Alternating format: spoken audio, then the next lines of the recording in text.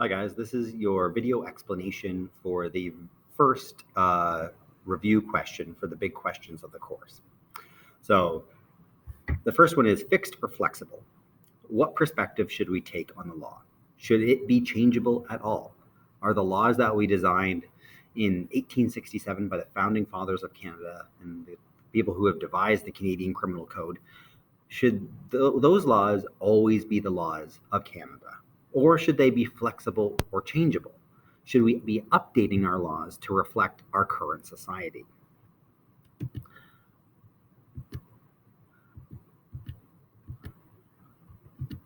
So the first topic I'm going to talk about is the idea of the goals of sentencing. So when we are, again, sentencing an offender, someone who has been convicted of a criminal offense in Canada, especially a serious one, we often visualize these scenes. Again, prisons and prison blocks,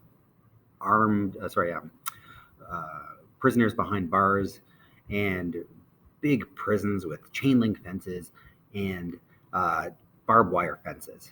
And often when we do that, we're thinking about the older mindset of what we thought of as prisons and sentencing. And it emphasized these two particular goals of sentencing: segregation, which is protecting people from violent individuals, again, so they can't hurt anyone else, and deterrence, again, using these kind of imageries and the buildings they represent as a deterrent or a way of making society fear the repercussions of breaking the law. Again, if you don't want to do the time, don't do the crime, because the inside of prisons are terrible. That's the goal and the message we're trying to send to some people in our society. But these two goals of sentencing, they're very older in mindset. In Canada, usually we focus on rehabilitation. Again, getting people out of prisons, returning them to functioning members of society. So we often think about rehabilitation. And I'm going to apply this idea to the incarceration rates of Indigenous women. So I get two quotes here. So while crime rates have been falling nationally along with the overall number of inmates, the situation has been getting steadily worse for Indigenous women. Indigenous women make up just 4% of the female population, yet more than 40% of the country's female prison population. So how do we rectify that? What goal of sentencing should we be emphasizing? Should it be incarceration, confinement, and just more segregation and deterrence?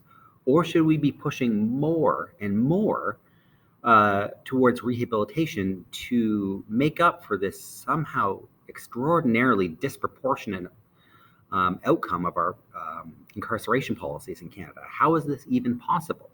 Where, again, Indigenous women are 10 times more represented in prison than they are in society at large.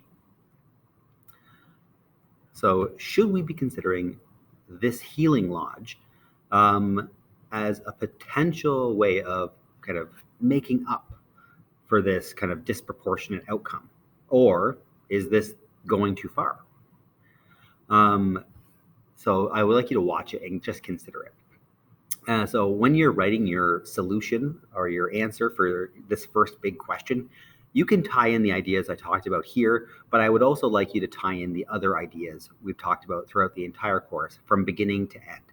So everything from maybe your topic of your formal debate, digital privacy, international law, or crime and criminology.